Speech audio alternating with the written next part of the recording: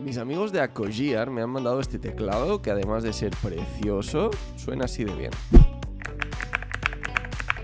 Tiene una carcasa de madera super premium y que se siente súper robusta.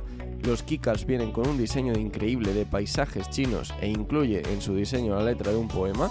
Vamos a ver qué trae esta misteriosa caja negra, empezando por unos keycaps de recambio sin caracteres chinos, un curioso lubricante amarillo para los switches, unos switches de recambio que por cierto son increíbles, un extractor de keycaps y de switches, un receptor USB, un cable de carga USB-C, y vamos a quitar una tecla por aquí. Como veis, el diseño es plano y el material es PVT.